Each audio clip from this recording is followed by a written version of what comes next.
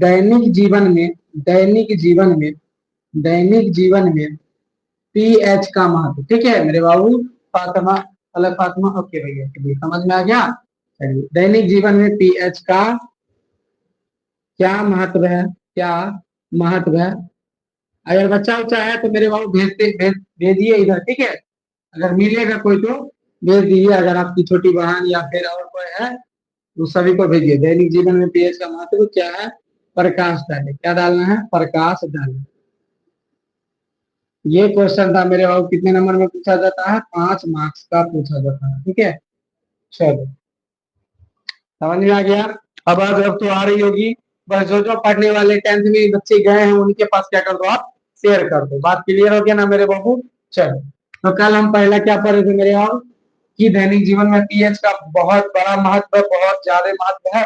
और देखा जाता है इसी के वजह से हमारा क्या शरीर में खाना वाना पचता है। अर्थात मेरे बाबू पाचन तंत्र पाचन तंत्र पाचन तंत्र में पीएच का महत्व, पीएच का महत्व। ठीक है, पाचन तंत्र में पीएच का महत्व। तो इसके बारे में क्या बताए थे मेरे बाबू, कि हमारे पाचन में मुख्य रूप से क्या माना जाता है, अमाशय यानी पेट माना जाता है। और अमाशय में पाया जाता है हाइड्रोक्लोरिक अम्ल, और इसका पीएच मान जो होता है 1 होता है। अगर 1 से मेरे बाबू क्या हो जाए, घट जाए या बढ़ जाए, तो हमारे पेट में क्या होती है, जलन होने लगती है। और इस जलन को दूर करने के लिए हम लोग क्या करते हैं, हल्के मात्रा में क्या लेते हैं, भस्म की सहायता करते हैं, यानी भस्म लेते हैं। तो यह मेरे बाबू क्या कहलाता है, एंटासीडेंट कहलाता है। क्या कहलाता है, एंटासीडेंट कहलाता है, एंटासीडेंट कहलाता है। बोलो, बात सबको समझ में आ गया। क्या कहलाता है, एंटासीडेंट कहलाता है। क्लियर है ना मेरे बाबू, ये चीज तो हम पहले पढ़ चुके थे। और इसी के होने से मेरे बाबू क्या है, हमारे शरीर का जो भोजन है तुरंत ही पच जाता है, जल्दी ही पच जाता है।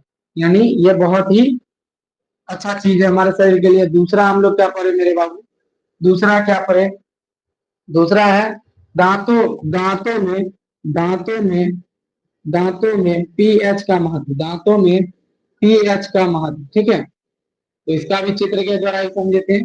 एक छोटा सा दांत बनाए थे मेरे बाबू इस प्रकार से, और क्या बोले थे, दांत की भैया ऊपरी परत जो है, दांत की ऊपरी परत मेरे बाबू, क्या बोल रहे हैं, दांत की जो ऊपरी परत है, इसी को हम लोग क्या बोलते हैं, इनामेल बोले थे। इसी को हम लोग क्या बोले थे, इनामेल बोले थे। और इनामेल जो मेरे बाबू सबसे कठोर पदार्थ है शरीर का, शरीर का सबसे कठोर पदार्थ अगर आपको बोला जाए तो क्या है, इनामेल है। समझ में आ गया मेरे बाबू, जो कि दांत की ऊपरी परत होती है। क्लियर बात है यहाँ तक मेरे बाबू। चलिए, दांत की ऊपरी परत क्या है, इनामेल। और मेरे बाबू इनामेल, अगर हम क्या करते हैं, शर्करा भोजन यानी मीठा भोजन करने लगते हैं। कैसा भोजन, मीठा भोजन, यानी कुछ मिठाई चीज या फिर मीठा वाला चीज खाने लगते हैं, जैसे चॉकलेट वॉकलेट, तो हमारे दांत में यहाँ क्या हो जाता है, फंस जाता है। यानी छोटा सा भाग उसका क्या होता है, यहाँ पे अटक जाता है। तो होता क्या है मेरे बाबू, ध्यान से समझिएगा, होता क्या है, तो यहाँ पे क्या होता है, बैक्टीरिया लोग, मुंह का जो बैक्टीरिया होता है, पहले तो मुंह का पीएच मान सुन लीजिए। मुंह का पीएच मान या मुख का पीएच मान 5.5 होता है। ठीक है, 5 दशमलव क्या होता है, 5 होता है। आप समझिए, मुंह में जो बैक्टीरिया होता है वो क्या करता है, क्या करता है मेरे बाबू, ध्यान से सुनिएगा। तो यहाँ जो जितने भी शर्करा भोजन रखे थे, यहाँ में फंस गए थे, इस पर क्या करते हैं, अम्ल गिराना स्टार्ट करते हैं। इसी को गलाने के चक्कर में क्या होता है, दांत की ऊपरी परत इनामेल भी क्षतिग्रस्त होने लगती है। क्या होने लगती है, क्षतिग्रस्त होने लगती है। जिससे मेरे बाबू क्या होता है, दांत में तेज झुनझुनी या दर्द का अभाव होता है, जिससे बोलते हैं कि दांत सड़ने लगा है। बोलो, बात समझ में आ गया। तो इस इसके लिए क्या करते हैं मेरे बाबू, छोटा सा तो लार होता ही है। और लार क्या मेरे बाबू, तो लार क्षारीय होता है। लार कैसा होता है, क्षारीय होता है, लेकिन उतना काम का नहीं होता है मेरे बाबू, लेकिन काम कर देता है कुछ ना कुछ।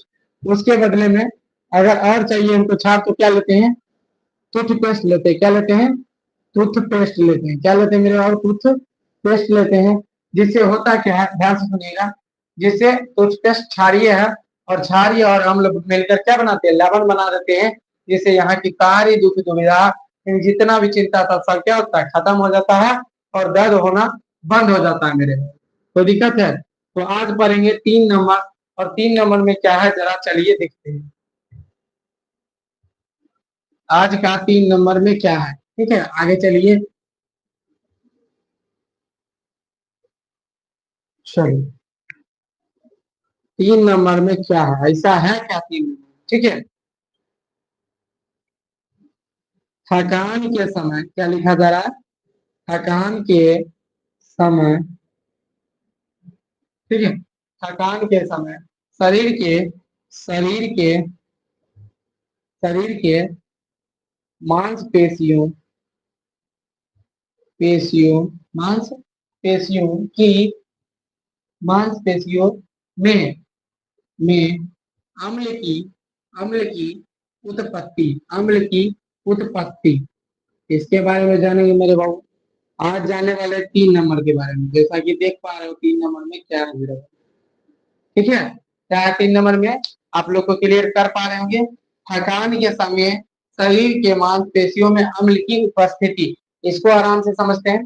देखो, सबसे पहले थकान कब होगा, जब हम लोग क्या करेंगे, अधिक दूर तक चलेंगे या अधिक देर तक बैठे रहेंगे या फिर दौड़ने जाएंगे, तो इस समय क्या होता है, या फिर कोई एक्सरसाइज करेंगे तो इस समय क्या होता है मेरे बाबू, तो थकान होने लगता है। क्या होता है, एनर्जी लॉस होने लगता है। क्या होने लगता है, लॉस होने लगता है।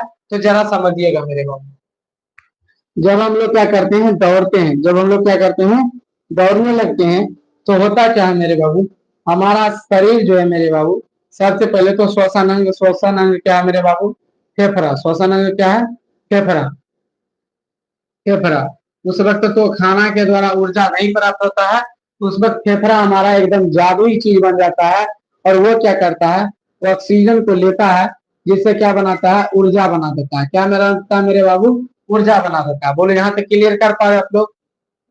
श्वसन अंग से, श्वसन अंग यानी फेफड़ा, फेफड़ा में क्या करता है, ऑक्सीजन लेता है, ऑक्सीजन से क्या बनाता है, ऊर्जा बनाता है मेरे बाबू। ऊर्जा बनता किस रूप में है, तो ग्लूकोज के रूप में, C6H12O6 के रूप में। लेकिन मेरे बाबू, जब हम लोग तेज दौड़ते हैं या फिर किसी कारणवश थकान होने लगती है, तो होता क्या है, ऑक्सीजन की मात्रा कम होने लगती है। ऑक्सीजन की मात्रा क्या होने लगती है, कम होने लगती है, डाउन होने लगती है। तब मेरे बाबू यही चीज क्या बनता है, C3H6 और O3 ठीक है, प्लस C3H6 और O3 बनाता है। अर्थात ये सूत्र होता है लैक्टिक अम्ल का। किसका सूत्र होता है मेरे बाबू, लैक्टिक अम्ल का। समझ में आ गया मेरे बाबू।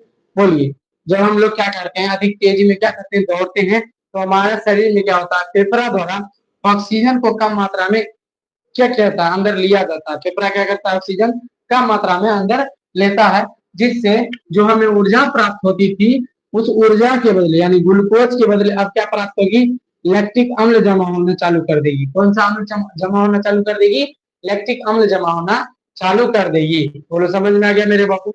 जिससे होगा क्या, कि जहां जहां लैक्टिक अम्ल का जमाव होगा, यानी जहां जहां लैक्टिक अम्ल उत्पत्ति होगा, वहां वहां शरीर में ऐठन, नहीं बोलते क्रैप्स लग गया मेरे बाबू, बोलते हैं ना कि ऐठन एकदम क्या बोलते, शरीर मचोड़ रहा है, कभी ना कभी कमजोरी की वजह से आपको लगा होगा, या फिर दौड़ोगे कभी ना, तो यहाँ पे मेरे बाबू, ठीक है, सीना के जस्ट नीचे क्या होगा, आपको समझ में आ गया कितना बड़ा दर्द होता है, ऐठन होता है मेरे बाबू, ऐठा देता है आपको।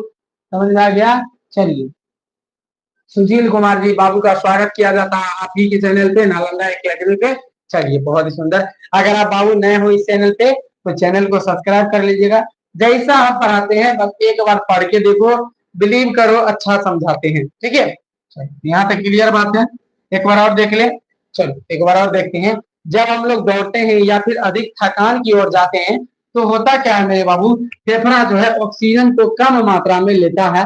अर्थात वहां पे क्या होता है मेरे बाबू, ऊर्जा, ऊर्जा क्या मेरे बाबू, ऊर्जा।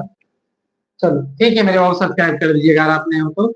वहां पे ऊर्जा जो है यानी ग्लूकोज, क्या मेरे बाबू, ऊर्जा जो है यानी ग्लूकोज, वो क्या होता है, ऑक्सीजन के अभाव में, ऑक्सीजन के अभाव में, ऑक्सीजन जब कम मात्रा में सांस लेने लगते हैं, तब शरीर क्या करता है, ग्लूकोज के बदले इसी को तोड़ के C3H6 और O3 यानी लैक्टिक अम्ल का जमा करने लगता है। लैक्टिक अम्ल का क्या करता है, जमा, यानी लैक्टिक अम्ल की उत्पत्ति करने लगता है।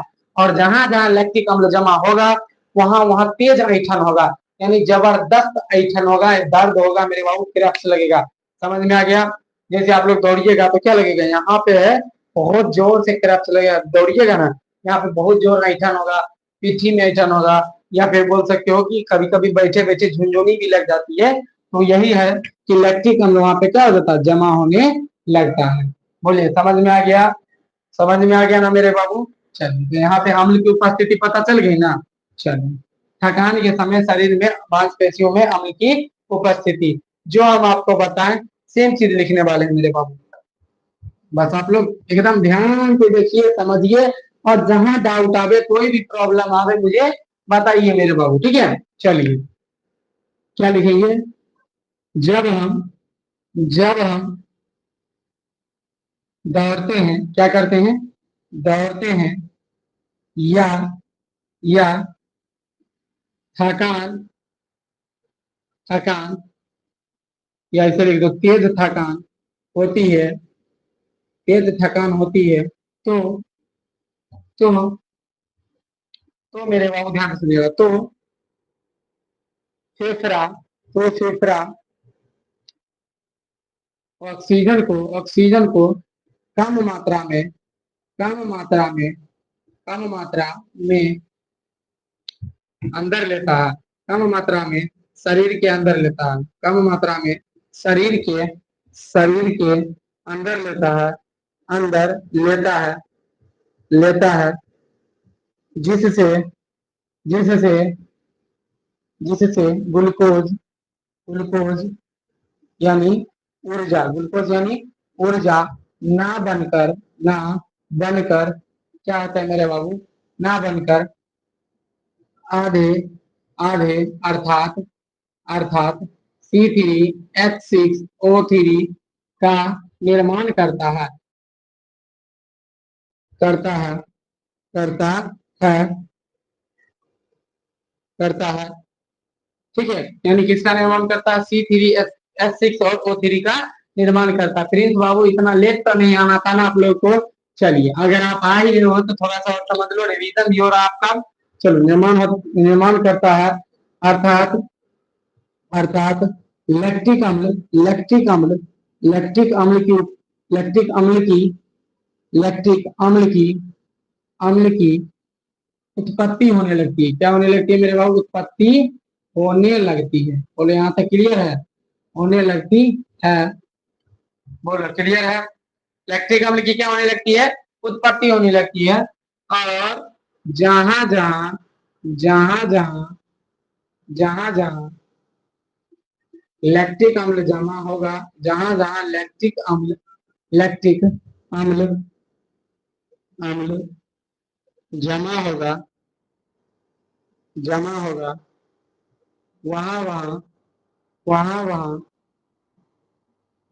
वहां वहां ठीक है, जहां जहां लैक्टिक अम्ल जमा होगा वहां वहां तेज दर्द दर्द या ऐंठन तेज दर्द या ऐंठन ऐंठन महसूस होगा। तेज दर्द या ऐंठन महसूस महसूस हो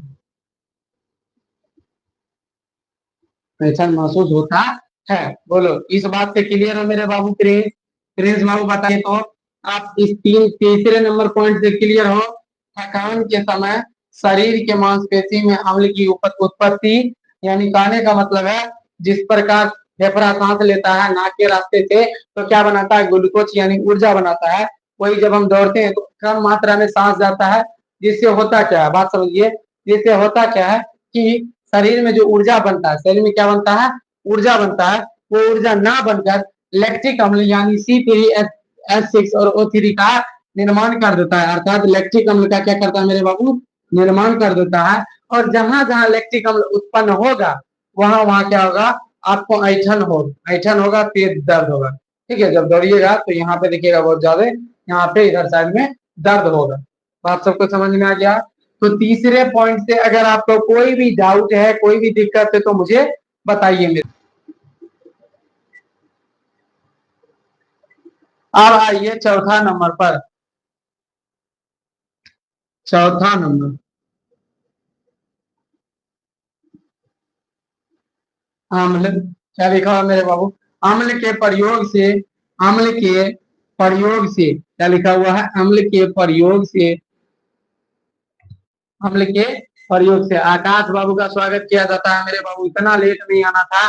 8 बजे से आप लोग का क्लास कर दिए हैं, तो 8 बजे ही आप लोग आइए। आप तो सवेरे कर दिए हैं ताकि आप लोग ज्यादा से ज्यादा क्या कर सकते हो, पढ़ सकते हो। ठीक है, चलिए। अम्ल के प्रयोग से बर्तनों के धब्बे को दूर करना। अम्ल के प्रयोग से बर्तनों बर्तनों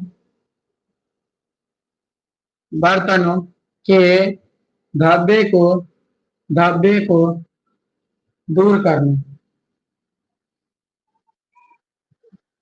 ठीक है, आप क्या देखेंगे कि अम्ल का प्रयोग करेंगे और क्या हो जाएगा, बर्तन हमारा साफ हो जाएगा। तो एक प्रचार यहाँ पे आपको काम करेगा कि 100 नींबुओं की शक्ति बिम जल, ऐसा करके आप प्रचार देखे हो।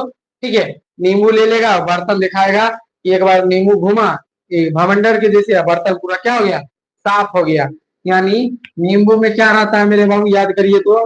नींबू में, ठीक है, नींबू का रस क्या रहता है, नींबू का रस क्या रहता है, सिट्रिक अम्ल। नींबू के रस में क्या रहता है, सिट्रिक अम्ल रहता है। क्या रहता है मेरे बाबू, सिट्रिक अम्ल रहता है, जो कि दाग धब्बे को क्या कर देता है, नष्ट कर देता है, यानी पूरा पूरा साफ कर देता है। बोलो, बात समझ में आ गया।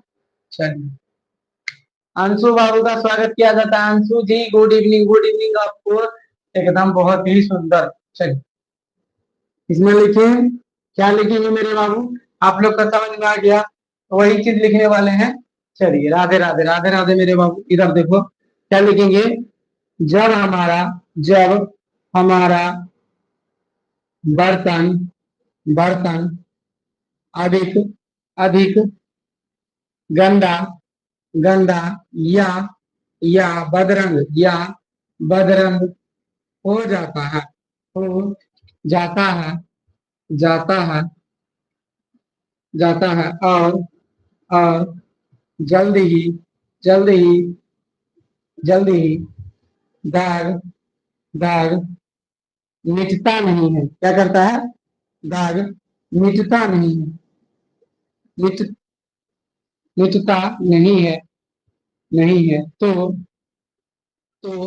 हम अम्ल का, तो हम क्या करेंगे मेरे बाबू आकाश जी, तो क्या करेंगे आकाश बाबू, तो हम अम्ल का उपयोग कर अम्ल का उपयोग कर अम्ल का उपयोग कर अम्ल का उपयोग कर उस उस उस धब्बे को साफ कर देते हैं। क्या कर देते हैं मेरे बाबू, साफ कर देते हैं, कर देते हैं।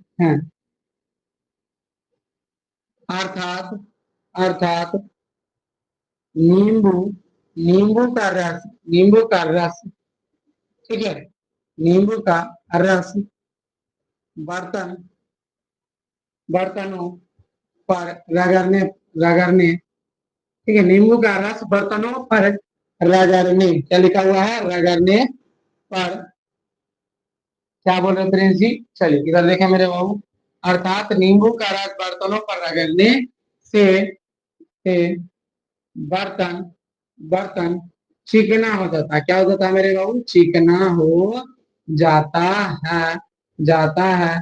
क्योंकि क्योंकि मेरे बाबू, क्योंकि आपको तो बताएंगे, क्योंकि नींबू में कौन सा अम्ल पाया जा रहा है, नींबू में सिट्रिक अम्ल पाया जाता है। क्योंकि नींबू में सिट्रिक अम्ल अम्ल पाया जाता है, अम्ल पाया जाता है, जो जो जो दाग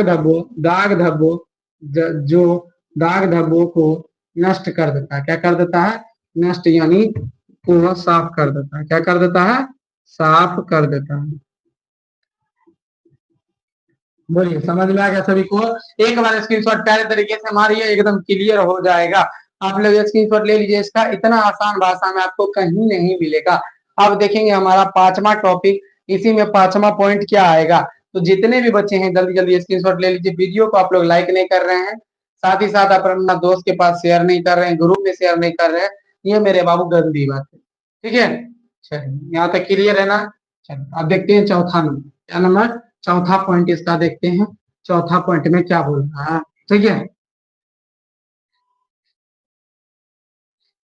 चौथा जो पॉइंट है मेरे बाबू, ये आप लोग एकदम जहां से जन्म लिए हो एकदम वही बात बता रहा है कि मिट्टी का पीएच, मिट्टी का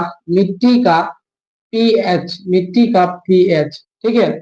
क्या बोला जा रहा है मेरे बाबू, मिट्टी का पीएच, अर्थात मेरे बाबू कई बार बोला जाता है कि हमारा शरीर जो है मिट्टी का ही बना है, हमारा शरीर जो क्या है मिट्टी का ही बना है और मिट्टी में ही मिल जाएगा।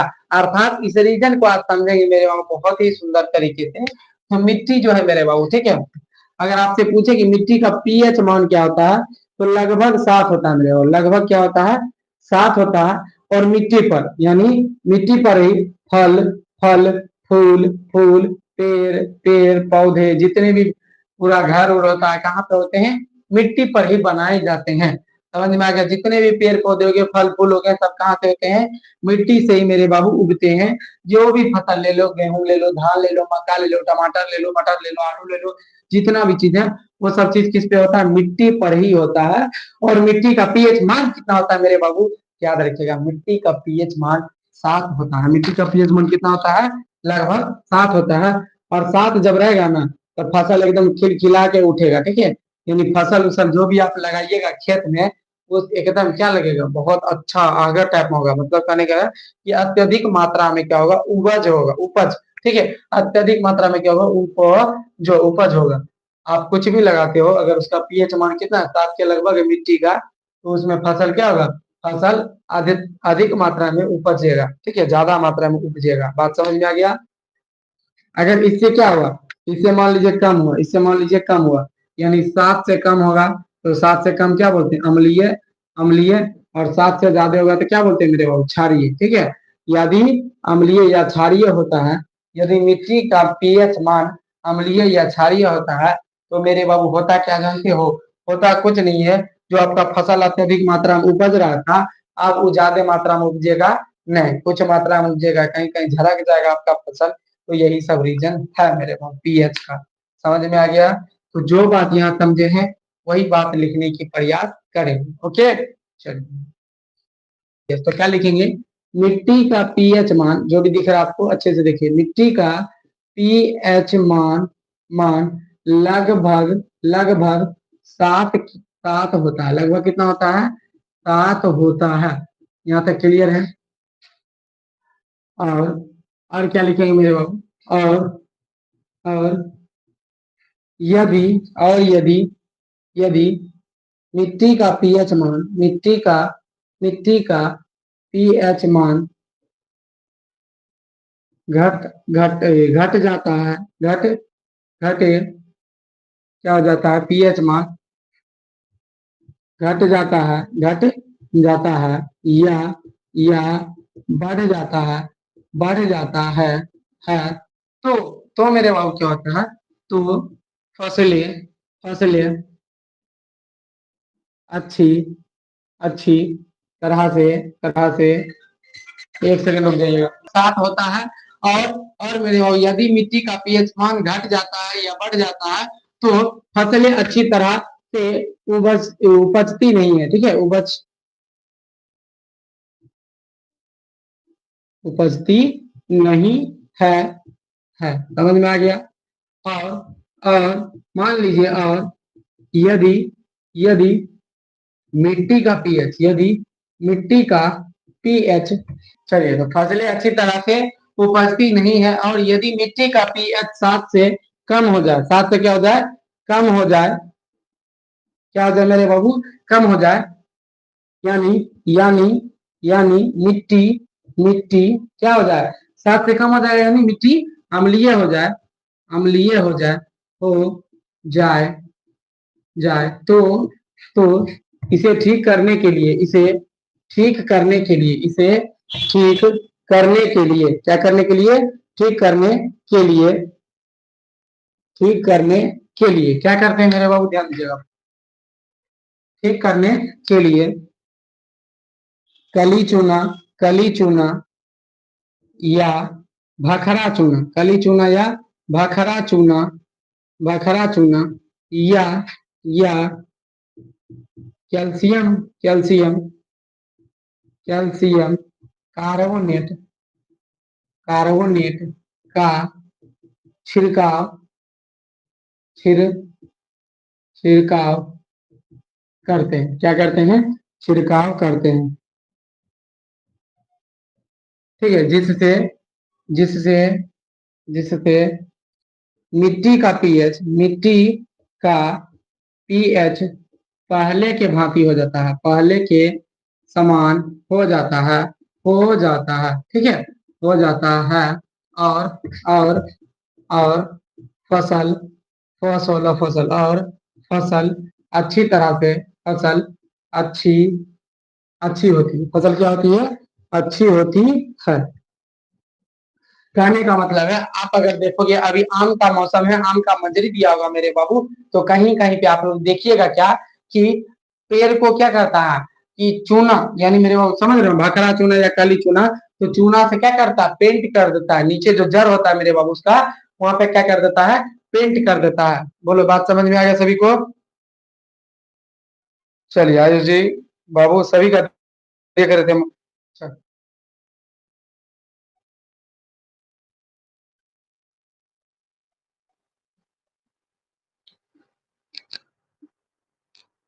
चलिए यहाँ तक बात समझ में आ गया। तो अभी हम क्या बोले कि आप अगर देखते हो कि मेरे बाबू क्या बोल रहे हैं, आप अभी देखिएगा ना, कहीं कहीं जहाँ पे पेड़ उड़ लगा होगा तो वहाँ पे क्या होगा, जैसे आम का पेड़ है तो वहाँ पे क्या होगा, जैसे देखो ध्यान से कि मान लो ये आम का पेड़ है, ठीक है, आम का क्या मेरे बाबू पेड़ है,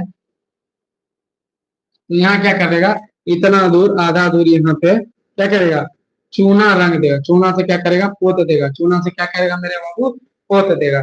जिससे क्या होगा, मिट्टी जो होगा, मिट्टी मेरे बाबू अगर अम्लीय हो गया होगा, कैसा हो गया होगा, अम्लीय हो गया होगा, तो वो अम्ल अम्लीय हो गया होगा, और चूना जो मेरे बाबू भस्म होता है, दोनों मिलकर क्या बनाता है, लवण, लवण या उदासीन बना देता है, क्या बना देता है, उदासीन बना देता है, जिससे मिट्टी क्या हो जाता है मेरे बाबू, मिट्टी एकदम अच्छा हो जाता है, जिससे फसल क्या होता है, बहुत ही अच्छी मात्रा में होती है फसल। क्लियर बात है? चलिए यहाँ तक अगर कोई पॉइंट में आपको प्रॉब्लम है तो मुझे बताइए, हम आपका कमेंट देख पा रहे हैं अब, क्योंकि लाइट आ चुका है। ठीक है, चलो अब बताओ कहीं पे डाउट है मेरे बाबू, इस पॉइंट में कहीं डाउट आ रहा होगा तो बताइएगा। जो भी बच्चा जुड़े हुए हैं उन सभी को हम बोल रहे हैं कि कहीं अगर इस पॉइंट में डाउट है मिट्टी का पीएच में, तो मुझे बताइए, मैं आपका मदद करूंगा समझने में। क्लियर बात है?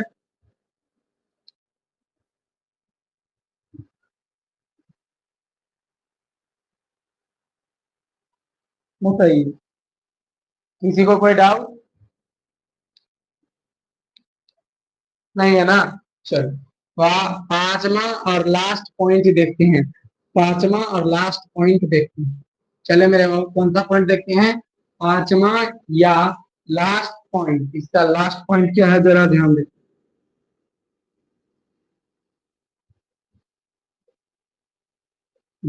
क्या लिखा हुआ है, पीएच और जलीय जीव, पीएच, पीएच और जलीय जीव, जलीय जीव,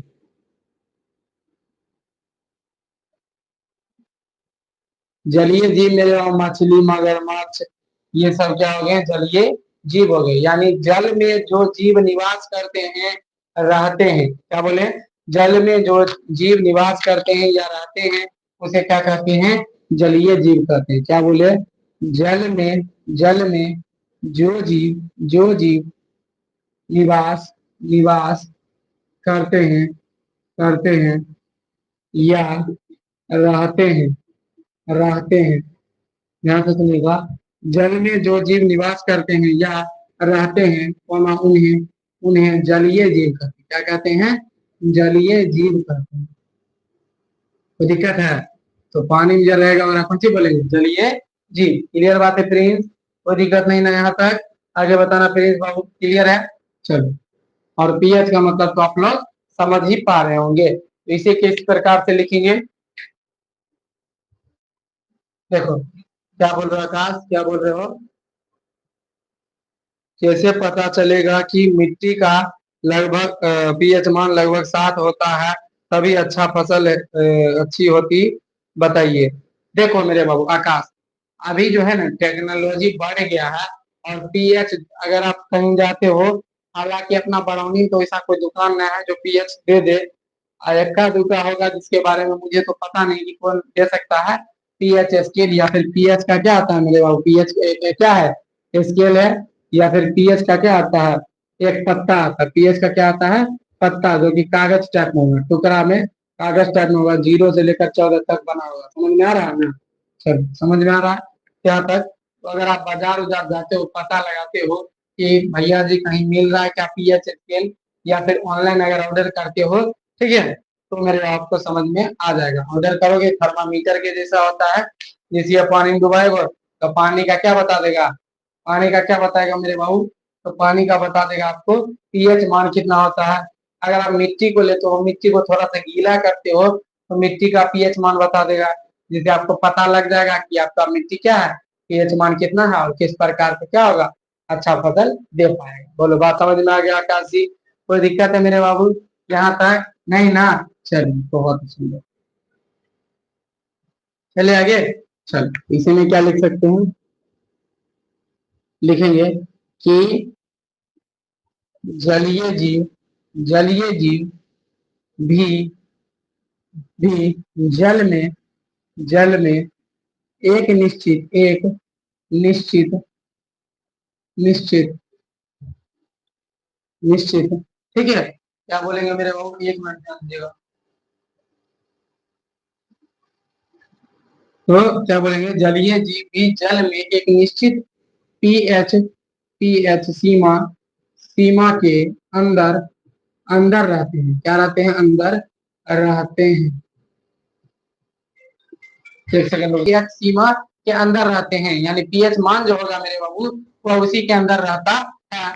अगर अगर मेरे बाबू अगर पीएच मान बढ़ जाता है, पीएच मान बढ़ जाता है, बढ़ जाता है, पीएच मान बढ़ जाता है, तो मेरे बाबू तो जलीय जीव, जल में निवास करने वाले, जल में निवास करने वाले जीव, निवास करने वाले जीव जी क्या हो जाएंगे, मरने लगेंगे, क्या होने लगेंगे, मरने लगेंगे, लगेंगे। बोलो बात समझ में आ गया। चाहे चाहे वो वो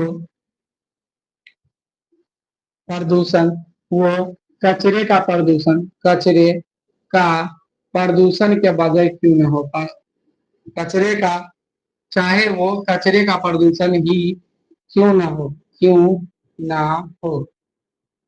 बोलिए समझ में आ गया मेरे बाबू यहाँ तक। अगर आप जल में क्या करते हो कि जैसे फैक्ट्री वैक्ट्री होता है, उसका गंदा कचरा अगर आप जल में बहा देते हो, तो वहां के जो रहने वाले, निवास करने वाले जलीय जीव यानी मछली है, वो क्या करेंगे, वहां पे मर जाएंगे, क्या हो जाएंगे, मर जाएंगे यानी खत्म हो जाएंगे। बोलिए समझ में